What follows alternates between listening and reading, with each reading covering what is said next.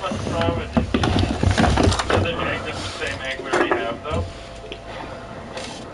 Yeah, I'm trying to avoid them and not attack them, and they're just gonna actively fuck with me. I fuck with them. Oh, we just got so many slots? Holy shit. There's a full-on another gold for diamond paint over here. Did I scan the glowy little bugs? Yes, I did. Not moving around so much, Jesus.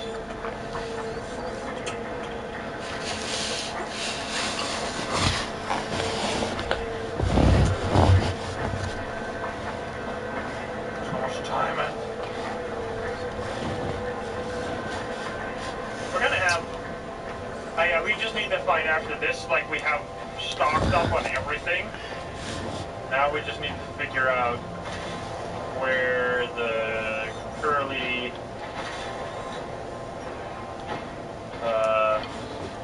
spirally forward is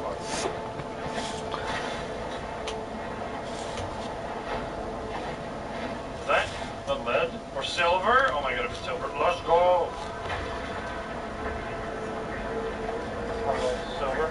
Maybe you scan them. What do you mean?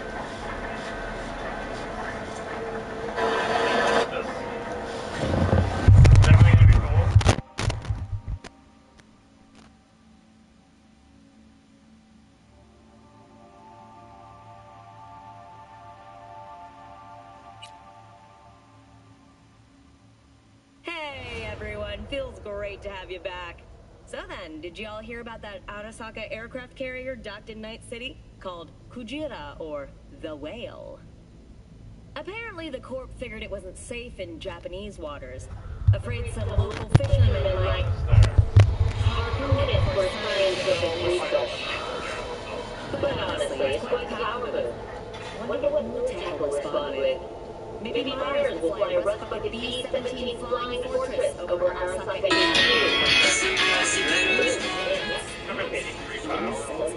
I am so sorry. What about Myers? I mean... Cold-hearted Eddie, as per usual. Gotta bounce. Well, it ain't this big. Whole family in one place! Ha! Finally! First time in real space. And the flathead. Let's see this bad boy.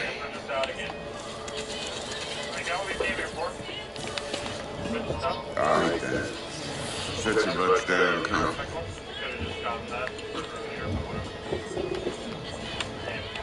Thanks for your help back at the scout hunt. A few Reapers less in the city. Good thing. City Hall should be fucking thanking us.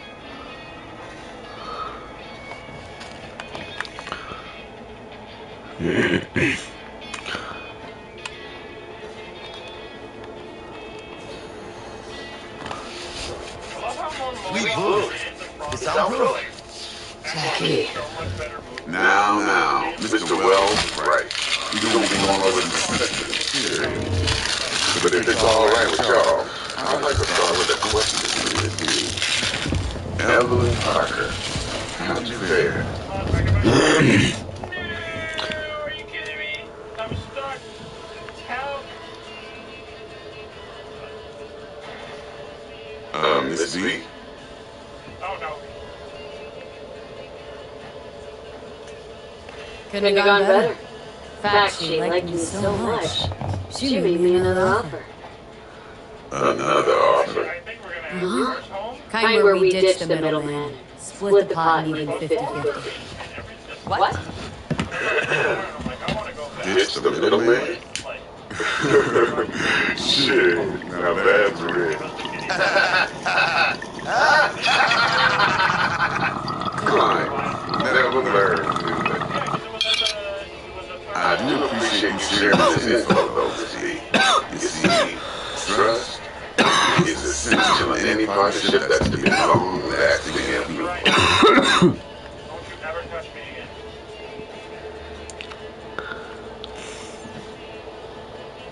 Thought you'd be pissed that you'd lose it.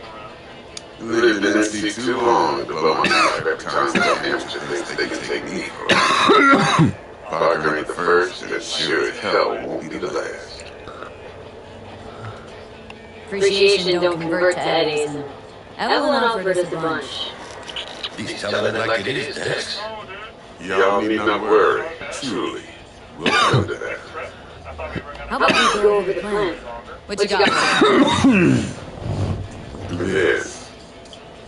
Yeah, I think the jump upgrade that I have just makes my jumps better. Like, I haven't really... Huh? I don't know. Here goes nothing. Actively used that. Like, Me and Dex have already come to find these. Optimized should be a stroll on the beach. Elaborate. I want to hear you. A Delamain will drop your asses at the front door. You'll stroll right in thanks to your false identities.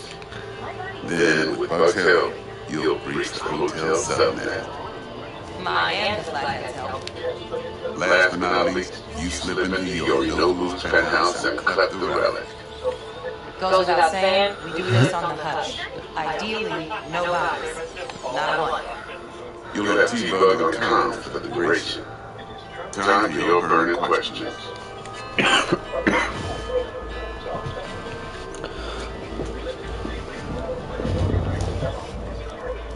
How do we get in the penthouse? Your Nobu's got barely any muscle. Hardest part will be penthouse security. If we want to disable, we'll need to neutralize Konpeki's dweller. Elite runner monitoring the hotel 24/7. Only catch is there's no way to get into the dweller's den from the outside. Hold on. How you want us to get inside a room you can't get into? Trust me when I say whatever hit you think of, T-Bug solved it already. This is where the flathead comes in. You'll have to get him in the ventilation shaft, guide him to the dweller, and force the dweller to take a break. Flathead will stay there, jacked into the dweller. But thanks to that, I'll be able to roll out your red carpet into the penthouse. Anything else? Only... Because literally all you use Silvermore for is for these, right? So I might as well... These new identities. Tell us more, what's our cover? Only thing I use for... Hello, Ramon Victorino. And you're Hannah Conwell. Ramon? Okay. What do we say we're there for? Biz as usual. Corporal Armstead. In case anyone asks, you there for a bogus meeting with Arasaka's defense rep, Hajime Taki. Anything else? Transport for Delaware. Bravest cab company in all Night City. Deshaun don't ever work with anyone but the best. I consider Delamain just that. Yeah, who needs creepy, nosy cab drivers when you've got a clean AI to get you from point A to B in style? And how he bags a permit to operate every year is still a mystery. If everything goes as planned, Delamain will drop you back here. If things get sticky, you'll head for the safe house. Which is? The no-tell motel. Quiet, no questions asked. Make our next move from there. But I'm flat certain that won't be necessary. Anything else?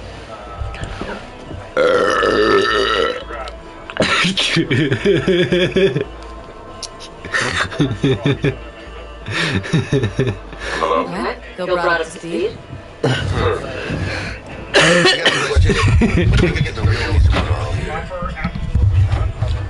Now's the time of that. Fresh channel gets 30% always. But I'm willing to make an exception in your case. I'm gonna put you a nice juicy 40 as a bonus for your honesty. Play so many survival games. If you've never given No Man's Sky a chance, I kind of highly recommend it. That's Go on now, don't be shy. Continue, baby. Last thing, Kentucky's got a strict no-iron policy. Security gates, the worst. So you dogs will leave your less bits in the ride. Take the flathead inside its case. Got some depth suits, so you'll look the part too. Oh. thanks to me. So, not to count chickens, but why don't we see our eddies? All depends how Miss Parker avails herself of her role. But a week, 2 tops, my guess. And what do we do while we sit around, suck air? You sit tight, heads down, cause old Uncle Arasaka can march. Now, as that old Greek dog says, life is a banquet, so don't go thirsty, don't get drunk either. You got a cherry to wait our time. Mikey, you Delta 2. Gotta prep to jack in. Be there when you come on comms. Any other issues? Now's your chance. You and Dex known each other a while. Why? You know, say all kinds of things. Everything we hear is an opinion, not a fact. Marcus Aurelius. You and Dex, old philosophers.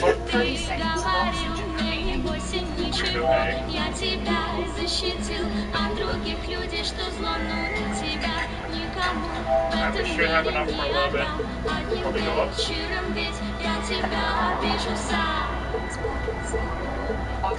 Oh, baby. No wonder you get along. Okay, deaths, I think we died. We probably was back to back because I was being Clint, would you take? Enough, I hope, to put me in a luxury villa from which I'll never set foot in cyberspace again. Promise to send me a postcard? No offense, but I'm gonna burn any and all bridges.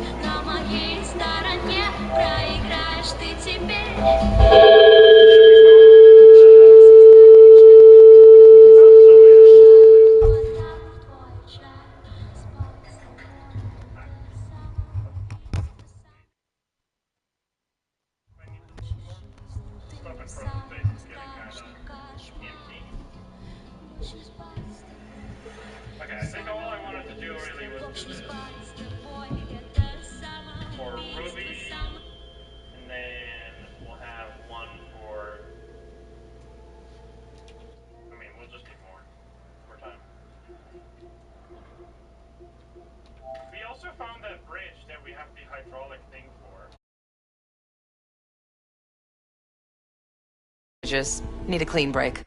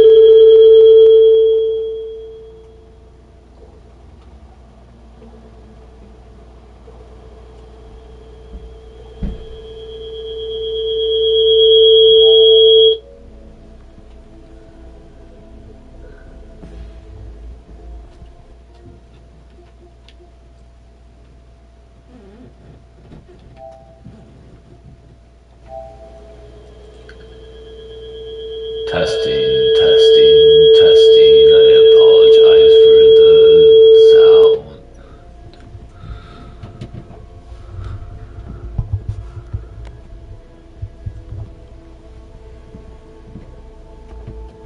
Hello?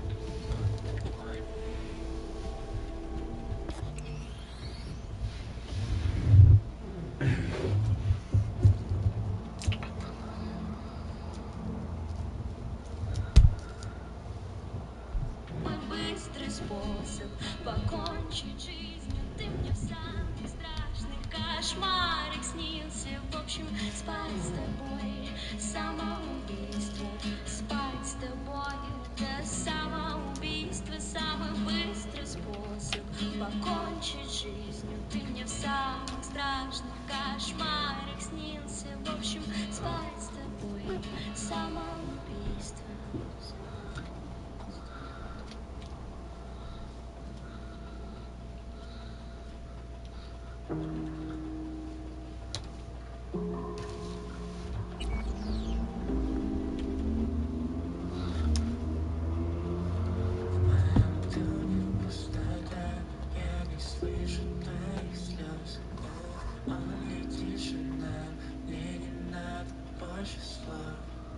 Птицы за окном больше нам не будут петь. Я лечу прям вниз, чтобы попасть наверх к тебе, к тебе. An encrypted message or a cipher presents us with a strange paradox, a deeply unsettling repulsion, and yet at the same time an eroticism of representation. Its message unflinchingly stares out to us, and yet, as we stare back into it, otherwise familiar letters and numbers refuse to yield their underlying meaning. We're invited to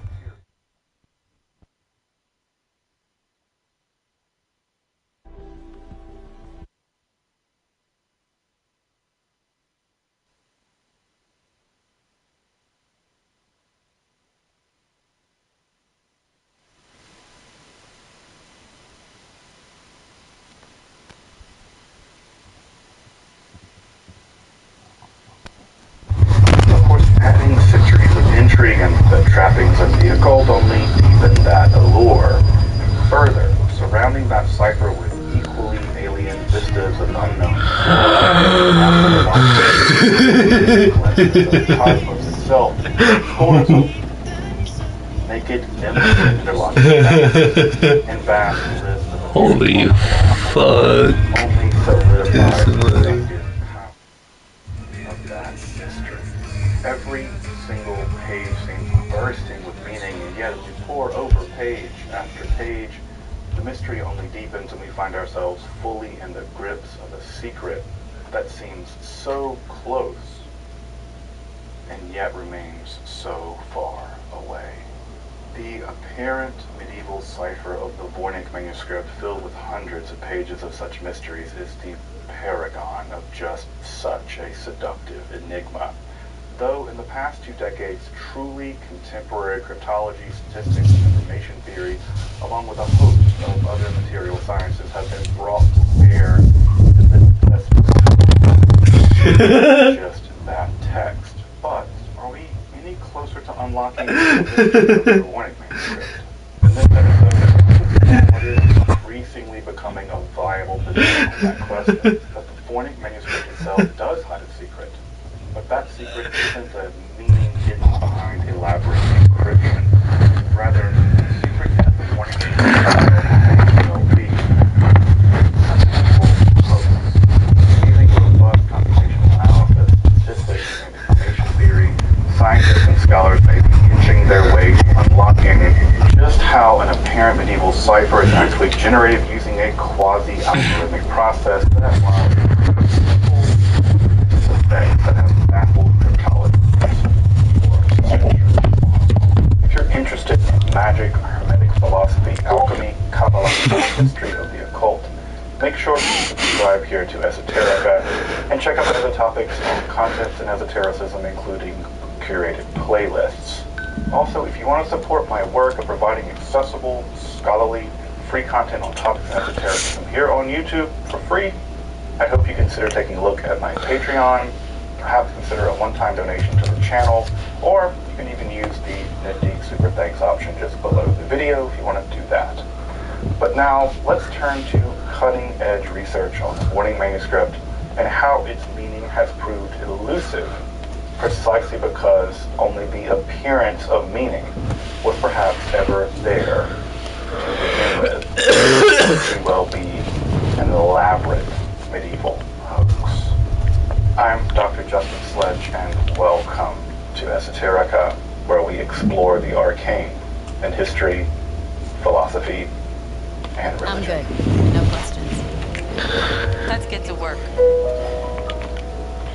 So you ready to get going or what?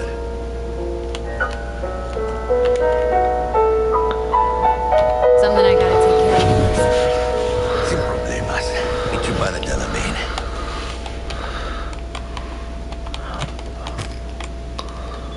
Typically, people interested in topics in esotericism find that over time, those interests tend to broaden.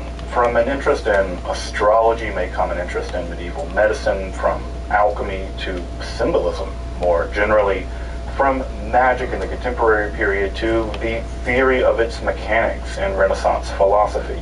Why can I hear his clothes crinkling?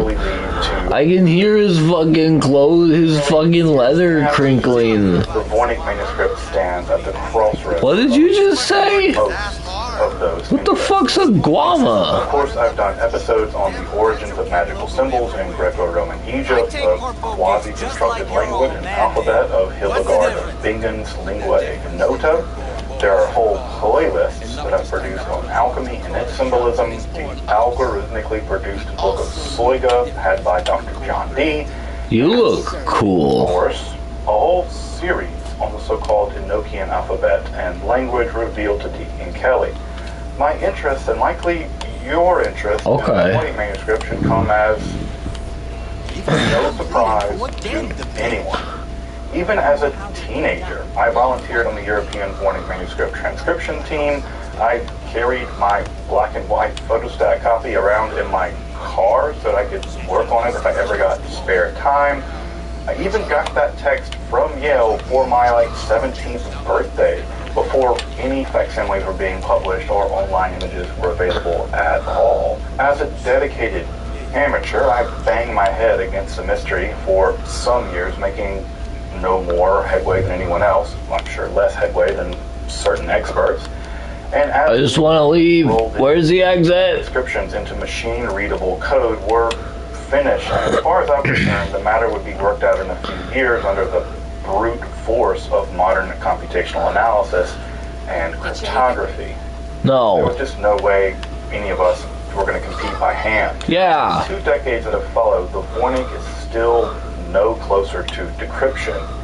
In fact, the informational mystery has only gotten deeper.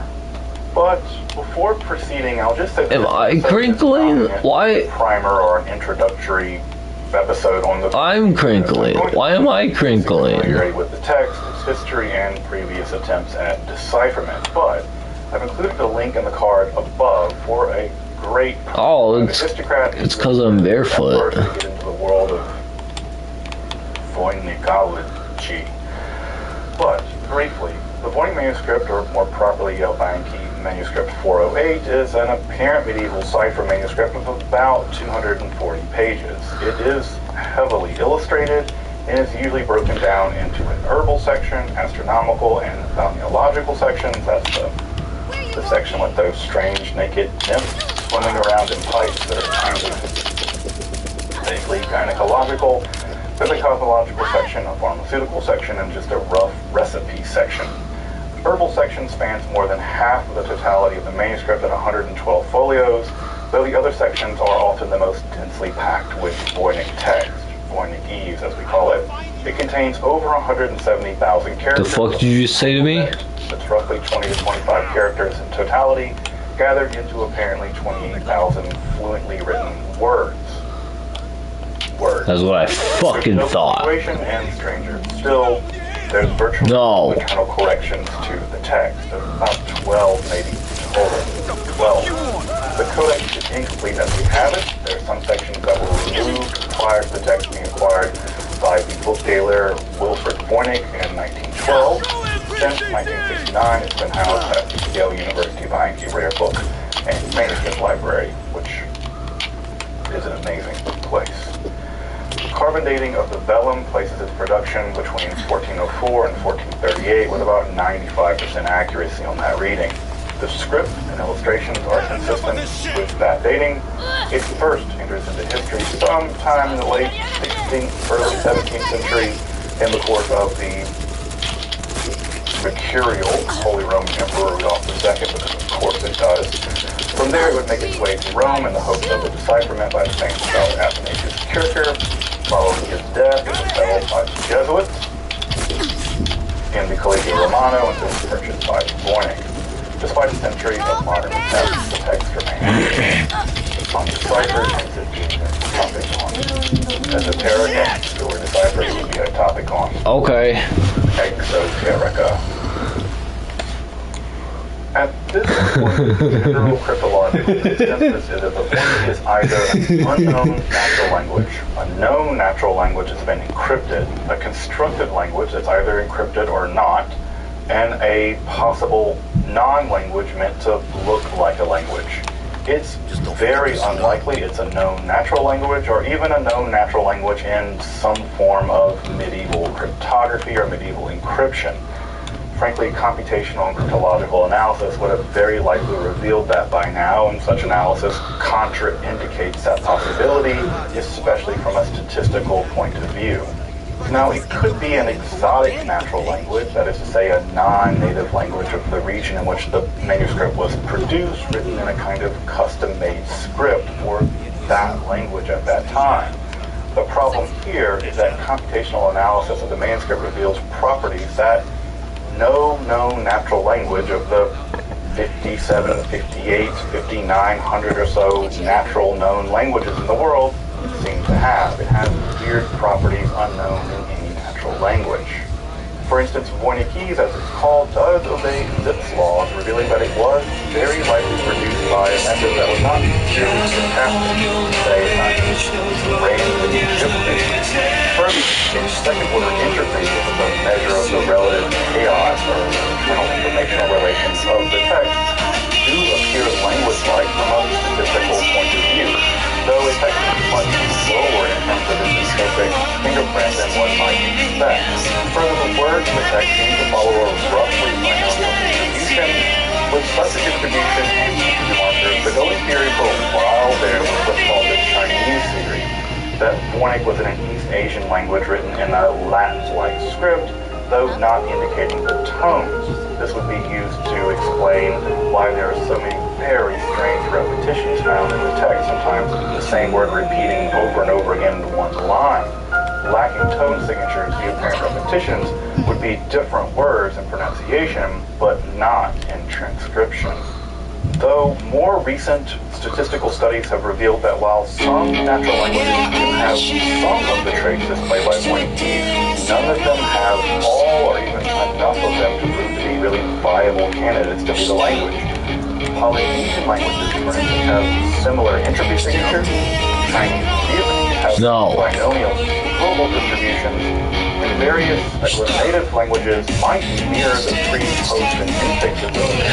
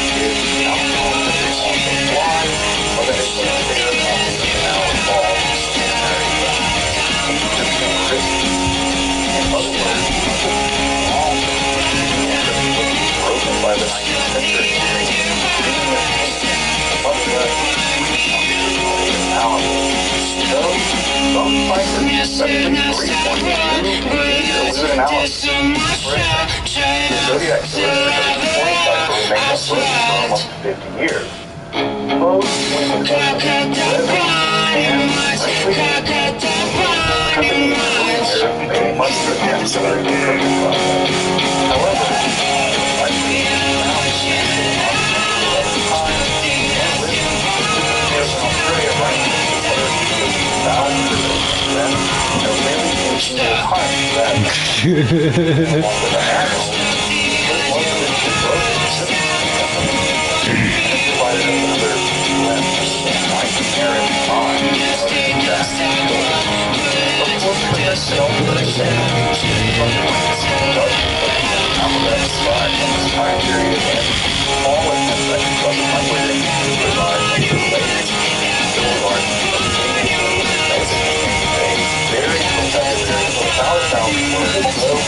were primarily meant to be placed within an otherwise medieval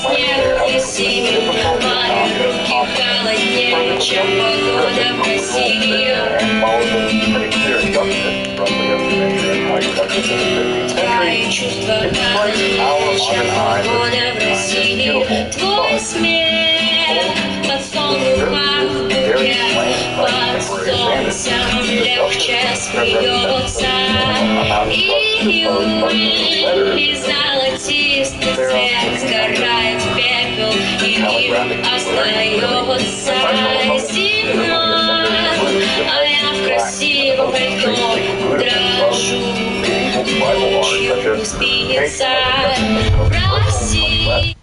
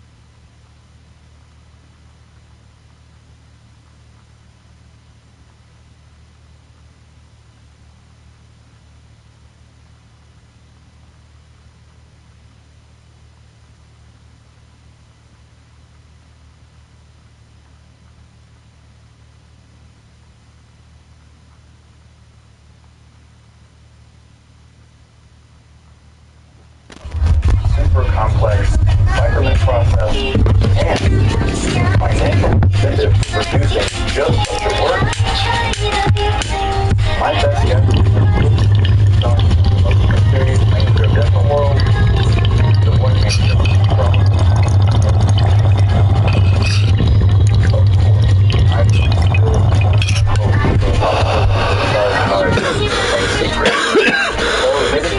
Not much else. Except the world.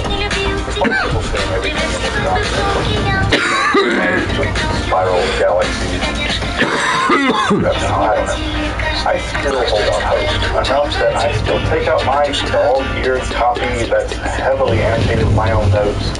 I take it down to my local pub. I grab a Boilermaker, hoping that menthol lubricant will help me to gaze into the curious pages, hoping that I notice some pattern at crib, or that some of the weird books that I've read will give me some special insight into what all those Danes and Wolves and Chetties, what they mean. Maybe they will make some final sense. But at this point, the best theory that I've seen is the one that I've outlined in this episode. And of course, the best defeat of that theory would be here's something I'm wrong, despite what I may believe at this juncture in my long-standing relationship. So I ordered some fucking tea, and they fucking mangled the box. Next time. They fucking mashed me tea, mate. They fucking mashed me tea. History, philosophy, and religion.